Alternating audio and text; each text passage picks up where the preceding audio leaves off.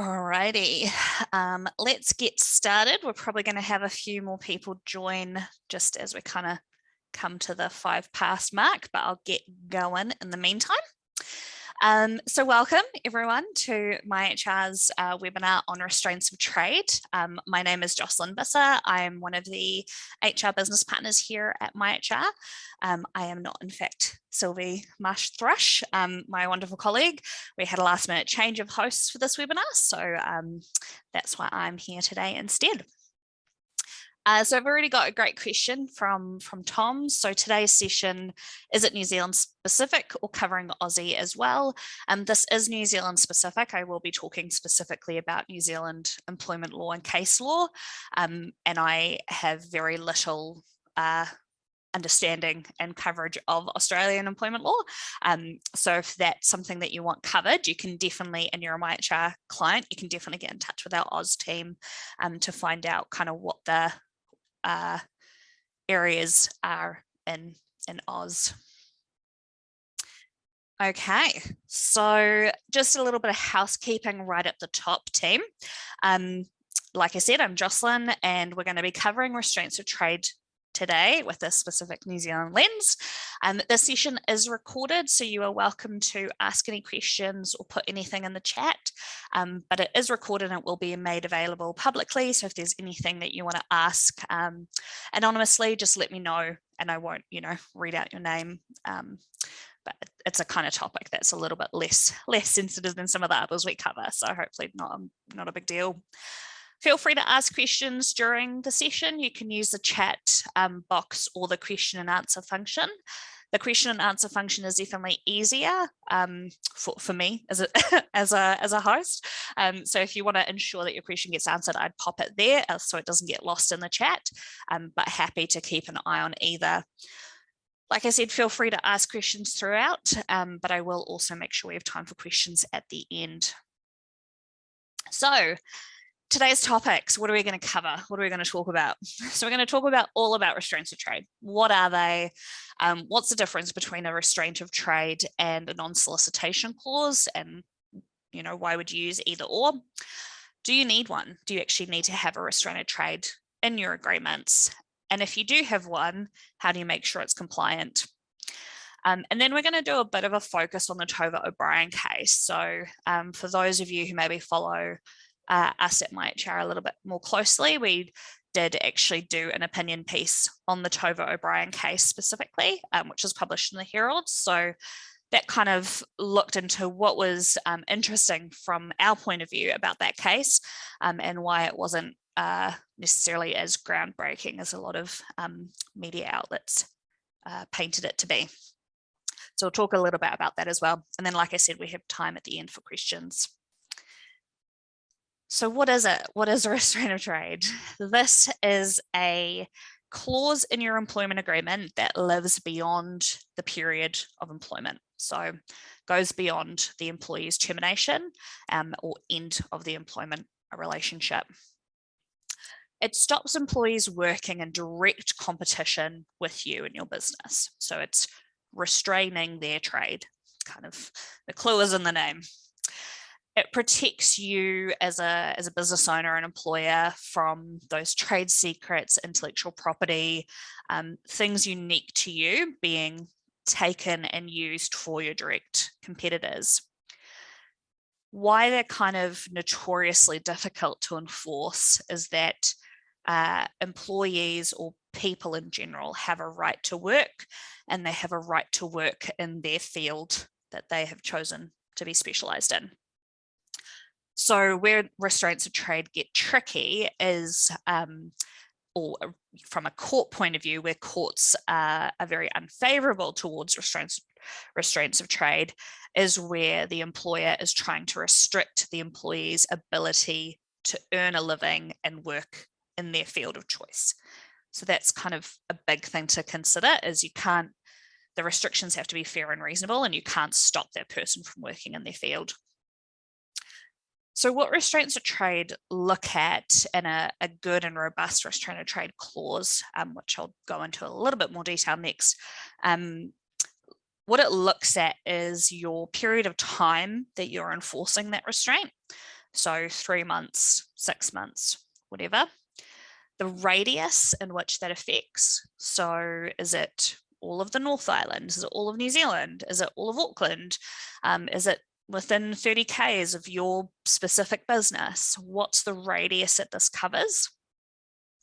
What's the breadth of this coverage? So is it specific to your industry? So, my example is at MyHR, we have software developers. So saying you can't be a software developer for any other business is very unlikely to be upheld. Whereas saying you can't be a software developer for another outsourced HR organization, much more reasonable. So that breadth of scope that it covers is really important. And then, of course, reasonable coverage in terms of that all of those things combined, is this reasonable? You don't want to be putting these ridiculous kind of constraints on employees as they're moving around and developing in their own career. You want to make it really specific to actually protect your business interests. So from a court point of view, that is some of the key things that they look at is it reasonable? And for it to be reasonable, it covers those kind of core things. So when we talk about restraint of trade, we often, in the same breath, talk about non-solicitation. And some non-competition clauses or restraint of trade clauses, depends what you call them, cover both, and some separate them out. So we at MyHR, and if you're a client of MyHR and have one of our agreements, you'll see we separate them out, because a restraint of trade is stopping an employee from establishing a business or working for a direct competitor. So it's restraining their ability to trade elsewhere. Whereas a non-solicitation restricts them poaching clients or employees from you. So in general, a non-solicitation clause is much easier to uphold. It's very reasonable. If you go work for another company, you can't go and take all our clients. If you're a salesperson in company A, you can't go work for company B and take all of the clients that you've had in your sales pipeline. And employees as well, and this is especially important for your kind of senior leaders. A lot of the time, the leader of a team jump ship, goes to another employer, and then takes their whole team with them, which, is quite debilitating for you. So that's what a non-solicitation clause does. It protects people from being able to solicit your clients and employees away from you. Like I said, it's pretty easy to uphold a non-solicitation clause. They're very reasonable, and they're not putting restraints on that employees' right to earn a living or work in their field. So it's very much about protecting business interests and commercial, commercial property, trade secrets, that kind of stuff. Whereas the restraints of trade, what makes them harder is it's a wider restriction of the employee. So we definitely recommend non-solicitation clauses. They're incredibly useful. They really give you some good protection. Restraints of trade are a little bit more niche in terms of when they are or aren't appropriate. So on that note, do you need one? This is the big question. So some things to think about is what's your industry and the role? Now, in general, we look at restraints of trade for highly specialized industries and senior roles. If you've been around the HR block a few times, you know that there's always exceptions to the rules, but in general, those would be our guidelines. So if you are in an industry that is highly specialized, so you have created a unique system for stormwater drainage, and you're the only place in New Zealand that has that really specific thing, and that's a really, niche product for you and your business, then a restraint of trade is pretty fair and reasonable, because you've got this really unique IP. You really clearly need to protect that. You are protecting very real business interests. If you're a coffee shop, there are coffee shops in every corner. You're not a very specialized industry.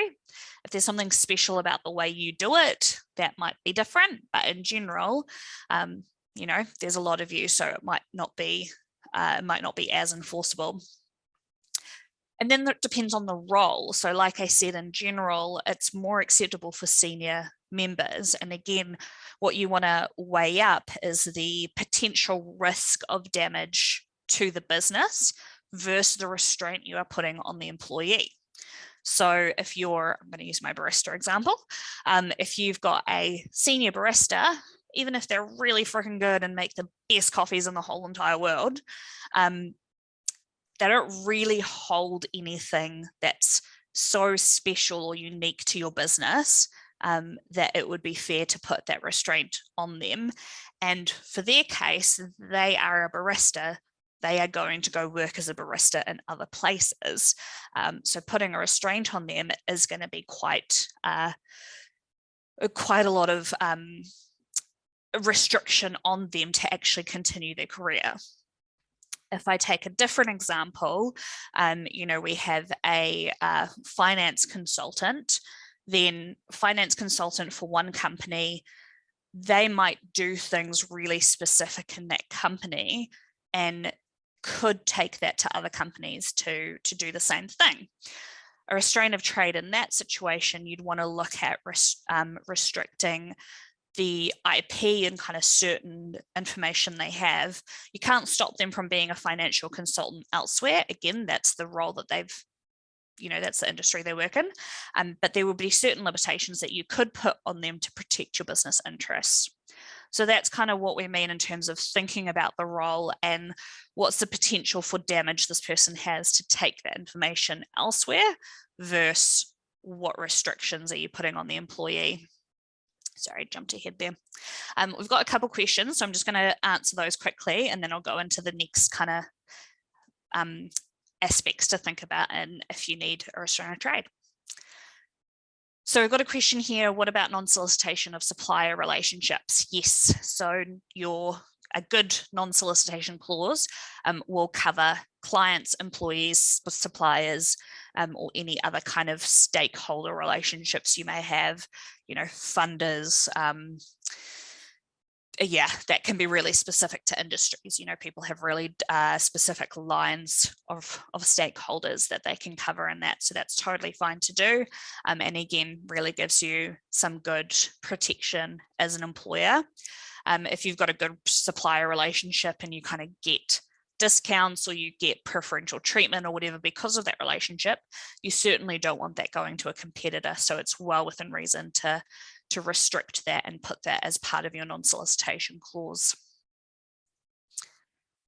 Good question. Is a restraint of trade easier to uphold where you are buying a business and expecting the vendors not to compete for a period of time? So if you're buying a business and you're putting a new employment agreement in place for those employees, or I think you're saying as part of the sale and purchase agreement, might need some more clarity on that, Tony. But if it's about the two business owners and the outgoing business owner putting a restraint, or the incoming business owner putting a restraint on the outgoing business owner to not take that business elsewhere, that would be covered in your sale and purchase agreement. So that's more a commercial question. From an employment law perspective, you certainly can put restraints of trade clauses in your agreements, but this brings us back to the slide. These are the things you want to consider, because whether or not it's upheld is the biggest question here. So like I said, non-solicitation across the board is recommended. So all roles, regardless of level, regardless of industry, a non-solicitation clause is good. It's good practice. It gives you good coverage and good protection. And it's almost always enforceable. It's pretty standard. Whereas a restraint of trade is much more finicky, and they're notoriously difficult to enforce. So you want to make sure that it's actually going to stand up. There's no point putting it in there if it's not going to stand up. So some things to ask yourself, some things to think about is, what's the position? What access do they have? What potential damage or risk does this pose? And is the industry or role highly specialized? So, my example of a finance consultant, you can probably find a finance consultant most places. If it's a finance consultant that's really specialized in this one, super cool area of accounting, then that might be reasonable. That totally might be reasonable. So it really, really does depend on the position, the role, and that access level as well. Some people in a finance or a payroll role have access to a lot of details from a privacy perspective, but it's not commercial secrets. So that's something to think about as well. There's like HR as a good example as well. We have a lot of access to personal information, which is important to cover in your kind of privacy clauses. But we may not necessarily have access to your commercial interests, secrets, the way the business actually runs. So that's the kind of access to think about. It's not just this person can kind of see most of what we got. It's, do they know the back end stuff, the strategy, the competitors, the board reporting, that kind of high level stuff. Do they have access to that? And if they do, what can they actually do with that information? If you do put a restrainer trade in, there's some things to think about. So are you compensating this person? What's the radius? What's the time limit? And what's the breadth? So I'll go into each of those in a little bit more detail. So from case law, as well as just the standard Employment Relations Act, to put a restraint of trade clause in, because you are restraining an employee's ability to earn a living, the base of it is you need to be compensating appropriately. So the subtext of this is, it's not going to be fair and reasonable for someone who's on minimum wage. So that's if you're paying minimum wage, very, very unlikely the restraining trade is going to hold up. So certainly that kind of is in line with that, what I was saying about position and kind of higher levels is where it tends to get a little bit more reasonable. And what you want to think about is, if this person decides to leave, can they kind of reasonably survive for a period of time without any income? And I'll talk about this a little bit more when we talk about the Toba case, but that was a big, a big aspect, is she could reasonably maintain her life and her lifestyle, pay her bills, while having a kind of stand down period between roles because of the restraint. So whether the compensation is wrapped up in salary or whether it's a separate identifiable part, that's totally up to you. But in general, because it's going to be for your more higher roles, wrap it up with your salary and just be really clear that restraint is part of the employment agreement, and then that salary is in recognition of the fact that there is a restraint on this person. When it comes to radius, this is both like a literal radius, like 30 kilometers, but also kind of the scope of space and location that you work in. So with all of these kind of things that I'll talk about, reasonableness is our test here. And the more specific, the tighter, the more, really conditional and contextual a restrainer trade clause is, the more likely it's going to be upheld. So a radius of within 30 kilometers of the Rosebank Road offices, current manager, would be more reasonable than across all of New Zealand. And again, this just comes back to that founding principle of, you are restricting a person's ability to earn an income. So if you're restricting it within, a 30 kilometer radius, well, then they have to move, or they have to have a bit of a more commute. That's totally fine. You've got this kind of radius around you that's protected, that, this is where you get a lot of clientele from. There are certainly kind of national brands and businesses that could have a national or a regional restraint of trade upheld. But again, if I'm talking about general kind of good principles, the more narrowed down you can make it, the better and the more likely it's going to be to uphold. Same can be said with the time limit. You know, 3 months is always a good one. It's fair, it's reasonable, and it's not a ridiculous amount of time for someone to go without any kind of income. We've certainly seen longer ones be upheld in the past. Again, when that has been upheld, it's been really specific as to why that length of time is reasonable. Again, when I talk about the Toba case, that was one thing that was really interesting, is it was a 3-month restraint of trade, and the court ruled to bring it down to 7 weeks. So that's, you know, just over half. So that's pretty significant. So the time limit, again, the shorter you make it, the more likely it is to actually be upheld. So I would say anything over 12 weeks, that 3-month mark, you really want to have good justification as to why that's that way.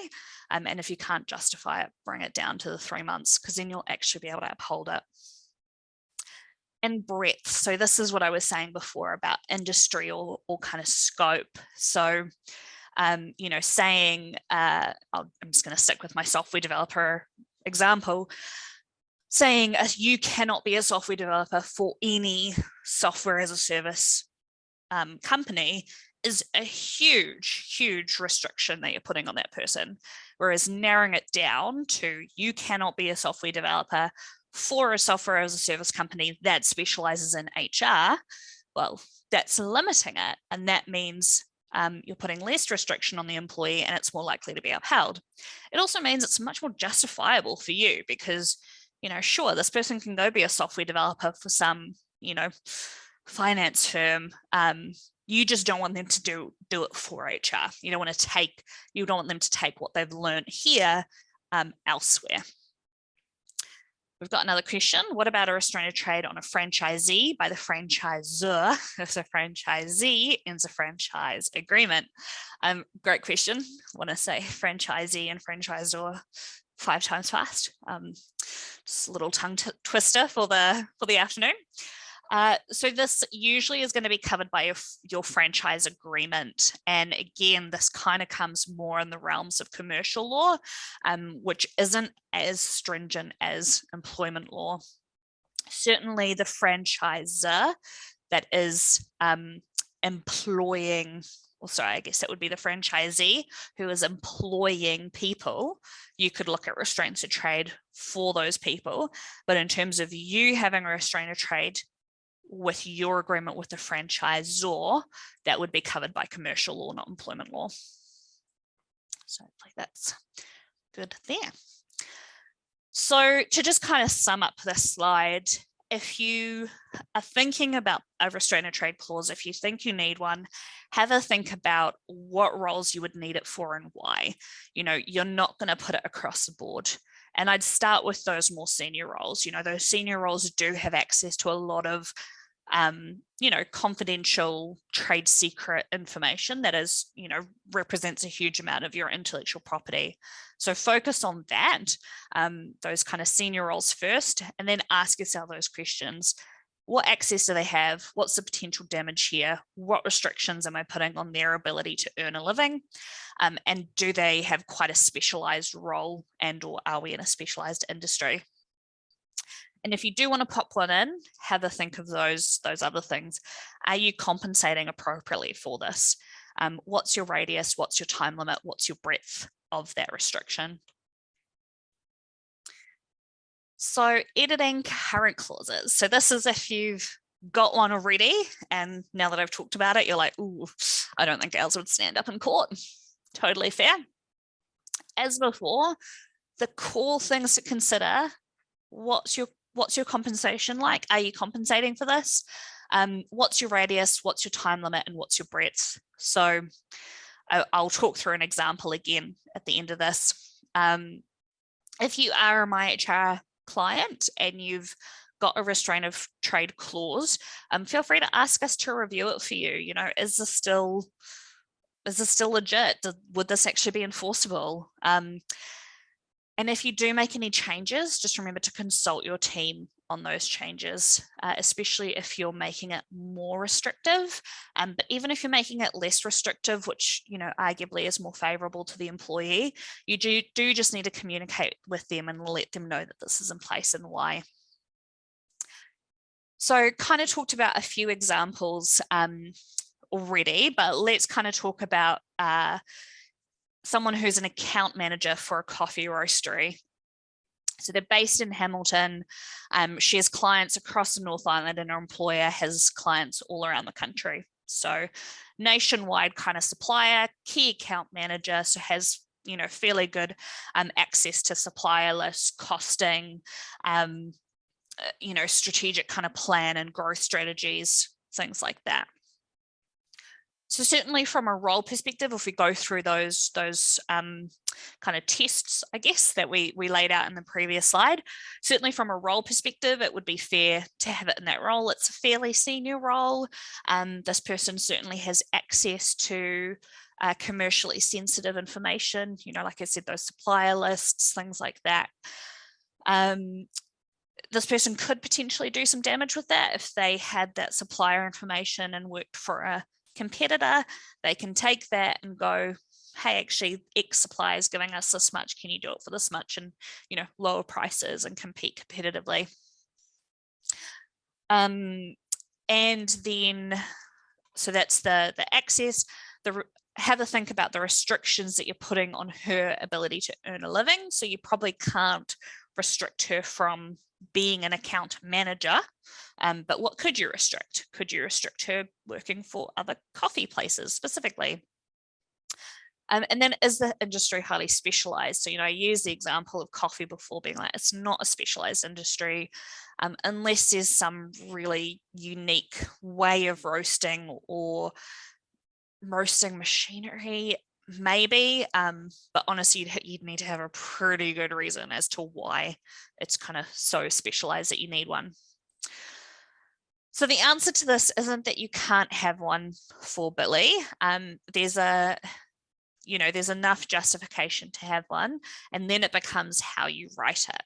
So saying, you know, you're restricted from working across the North Island for 6 months in any account manager role, it's not going to stand up. It's too restrictive, it's too far, it's too long, and it's, you know, that breadth is so broad. So to make that a better clause and to make it something that would be enforceable or could be enforceable, you cannot work as an account manager for the coffee industry or for specific coffee suppliers or competitors in a 30k radius of Hamilton for a period of 3 months. So that's not bulletproof, you know, that's not, certainly the court's not going to be like, oh, perfect, done. But that's certainly better and kind of brings that scope right down to make it really specific for her particular situation and the risks posed. So if you're unsure about your restraint of trade clause, definitely get in touch with us, seek some advice. A lot of employers will look at putting a restraint of trade clause in to kind of you know, scare people. I don't like using that word, but it's that kind of, you want to signal to potential employees that you mean business and you're not prepared to for them to take business away from you, which is totally fair enough. The thing to consider is, like I said up top, you know, there's no point putting a clause in an agreement that's not going to be enforceable. The other thing is you have an obligation to act in good faith. So part of that is putting in clauses that are in good faith. So that really broad one I talked about before with Billy, you know, cannot work for an account as an account manager in any kind of place for 6 months across all New Zealand. That's not acting in a fair and reasonable way. So that's something to consider. So if you do want one because you want to kind of signal to employees that you do take this seriously, still consider making it really specific and narrowing that scope so it is fair and reasonable. There we go. So Toba. So this case was really, really interesting. And from an HR perspective, we were kind of watching this case unfold. Honestly, kind of thinking it's never gonna fly.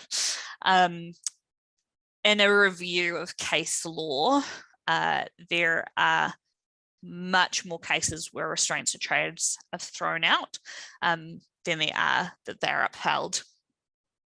Just in the last couple of years, it's about 90% of restraint of trade case law the restraint of trade was not upheld. So that's pretty significant. It's just, notoriously hard to enforce. So why did it work? Why did it work for Toba O'Brien? And to give people just like kind of highlights, if you are unaware, so Toba worked for TV3, I believe, Discovery NZ, as a morning show presenter, and she got a new job in the radio space. So the argument was that as a media and brand personality, she has a following or an influence that means she can move her viewers to another show, another method, and that would cause significant financial and commercial impact to Discovery NZ. The counter argument was that the time slot and the method, so radio as opposed to TV, were so different that this shouldn't be an issue, which is a pretty good counter argument. So ultimately where it landed was the courts ruled in favor of Discovery, and the core thing they came back to is that she is a media personality. She is a brand and an influencer in and of herself, and people will jump ship or change viewing or listening habits to follow her to her new employer. And of course, we've talked about non-solicitation, but in the in the context of media, that's not really someone soliciting. It's not her saying, "Hey, viewers, come listen to me at this time instead." That would certainly be soliciting. It's just her changing jobs, and in doing so, people are making the choice to change their habits with her, which is fair enough. People have a right to choose what they watch, what media they can consume, etc., etc. So we were surprised, not gonna lie, those in HR who were nerdy enough to talk about this. Certainly we're surprised by this ruling, and that's because, like I said, in general, when we see a restraint of trade going to the ERA, we see it get thrown out as unreasonable and not enforceable. But when you kind of read into the case and kind of see about that media personality aspect and that risk I keep talking about, the risk that she posed or had the potential to pose in moving to a competitor versus the restraints on her as a person, and that was really reasonable. So ultimately the courts did rule in her favor. I don't think this is so out of left field that it really, because it was a big famous case, we saw a lot of headlines that were like, it's groundbreaking, it's, revolutionary, it's worrying, it's concerning, all that stuff. But ultimately it's in line with the court's decisions. It makes sense when we look at the facts of the case, it makes sense why it was upheld. The biggest thing I like to point out with this case as well is that the restraint of trade was still reduced. So it was originally 3 months and it got reduced to 7 weeks. So like I said before, it's nearly cut in half, just over, which is pretty significant, and I think that just hits home and just reinforces everything we knew about restraints of trade, which is that the court looks at this in a really harsh light. It's not fair to keep someone out of their role, out of their out of their industry, out of their chosen field of speciality for 3 months. It's a long time. Now, just before I said 3 months is my standard, definitely still a good rule of thumb to look at, 12 weeks. But as I said, if you want it to be enforceable, making it shorter, making it tighter is going to work in your favor. Sorry, I've just got another question, so just having a read of that. What about sales staff moving companies within the same market? So that comes into that industry thing. A salesperson, I used the example of that Billy Beans before, actually, because it's a good one. An account manager for a coffee roaster, it would be unlikely to restrict her from working as an account manager in the coffee industry, full stop. But you certainly could look at restricting her from working for other coffee roasters. So she might have to work for coffee sellers. And that's because coffee is such a massive industry. If it was a lot more specialized, like a key accounts manager for a specific machinery part that there are only, 2 or 3 like businesses like this in New Zealand, then yes, it would be fair to restrict her from working as an account manager in that industry because it's so specialized. So that's the stuff to come back to. So with sales staff, and we see restraints of trade in sales staff all the time. It's really common. But what you want to look at is the breadth. What kind of industry are you restricting them from? How long? And in what kind of time or space limit, I guess. So time and space. So 3 months within the North Island working for other sales companies in X industry could be reasonable. It really does depend on the situation, but those are the kind of things I'd encourage you to think about. What happens when we catch them visiting their old client base? Great question, and I didn't actually touch on this. So I'm going to just finish up with the Toba O'Brien, and then I'm Brian case, and then I'm going to come back to that because it kind of talks about what do we do if people don't follow their restraint of trade. If you've got a restraint of trade that is upholdable. So with Toba, just to kind of wrap up, the fact that she was a prominent media personality, quote unquote celebrity, had a big brand following and all of that, that certainly came into play. And I talked a little bit about compensation before as well. That also came into play here. So earnings are definitely a factor. She's a well-paid media personality.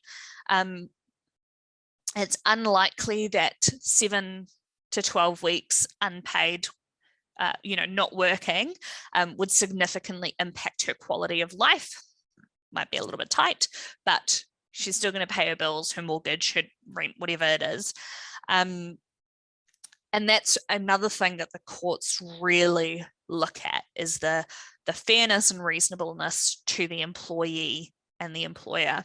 So if you as the employer aren't really losing anything from losing this person and the employee is losing a lot because they're losing their income, they're going to rule in favor of the employee. And that's where we see most of these cases going. So that's really important to consider as well. And again, it comes back to that compensation piece.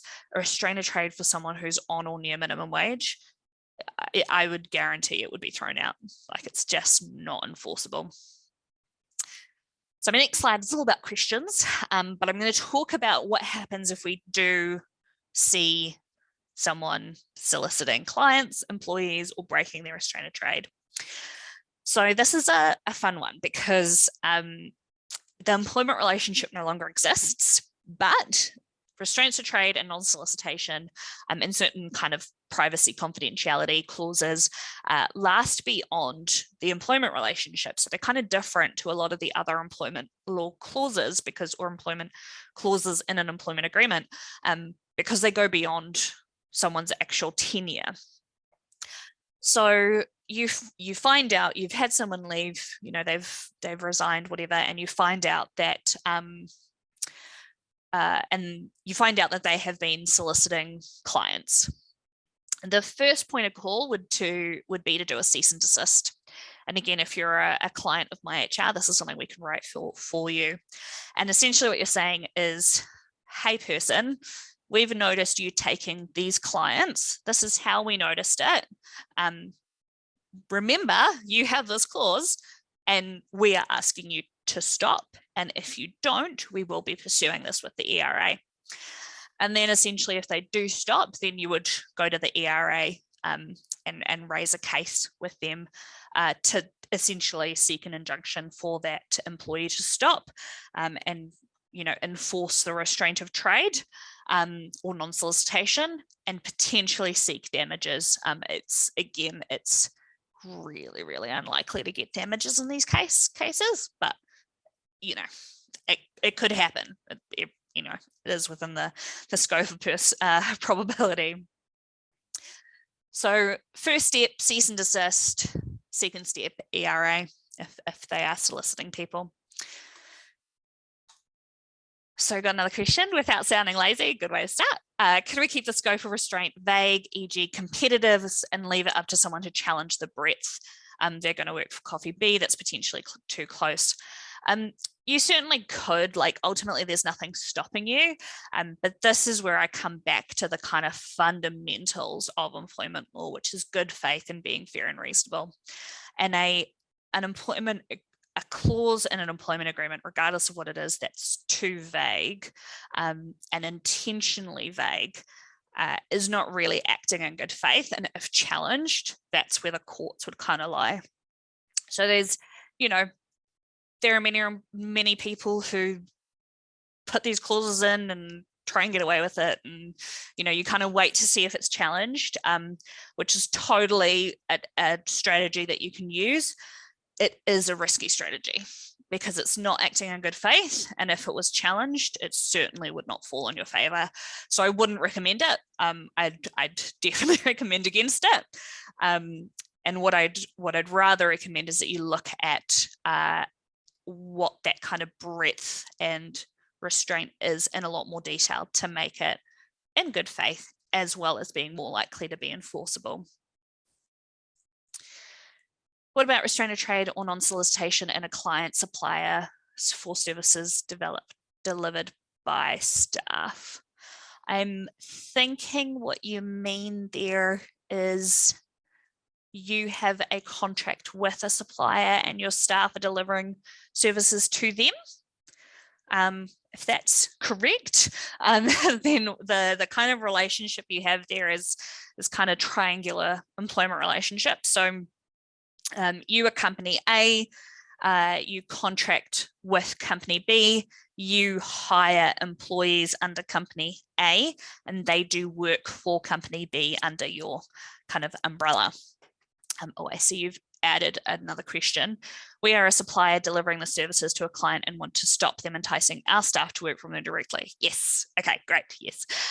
So in that case, you can certainly add that into your contractual relationship with this other company. Again, that's more a commercial law space. If that's happening, I would kind of look at why that's happening and kind of the broader picture there. Because if you have a commercial relationship with this company and they're kind of enticing your staff to work for them directly, they're not really acting in good faith with you and potentially are in breach of their agreement with you. So you could certainly look at ending kind of services in that scope, but it may also be an opportunity to kind of look at why those staff are being enticed. Are they able to offer more competitive pay? Are they offering training, benefits, mentoring? What is it about this other company that is exciting or interesting or whatever? So I'd say it's unfortunately not directly related to restraints of trade in the employment law space, but you could certainly look at those kind of broader factors and whatever commercial arrangement you have in place with that client. A lot of kind of supplier agreements or contract for services agreements will have variations of restraints of trade in them. when it comes to commercial agreements, again, we're not commercial lawyers. Definitely would recommend you get them. But certainly what I can say is the difference between commercial law and employment law is that employment law is much more restrictive because there is a inherent power dynamic in play here. Whereas when you have two businesses, it's kind of equal footing. So the courts kind of look at it more as a commercial versus commercial, whereas in the employment court space, they're looking at as, a person who arguably has more power, the employer, versus the employee who's arguably has less power. So that's, I guess kind of a high level overview of the difference between those two. All right, that's all the questions I have in here. So we're a little bit ahead of schedule, which is nice. Get some time back in your afternoon. But any other questions, fire them through. And otherwise, if you have had enough and are ready to head on your day, then thank you very much for being here and being a part of this. And like I said, if you are a client with MyHR and want to talk more about your specific restraint of trade clause, just give us a call and we can take a look at that and how it affects you and whether or not it would stand up. Awesome.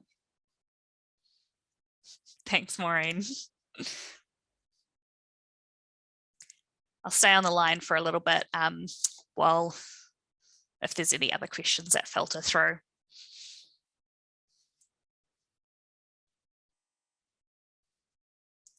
All right, doesn't look like there's any other questions coming through, so I'm going to sign off. Thank you, everyone. Really appreciate it. And I forgot to mention at the top, but this recording will be available on our website if you want to see it post today's session as well. So that'll be up in the next couple of days. Perfect. Thank you, everyone.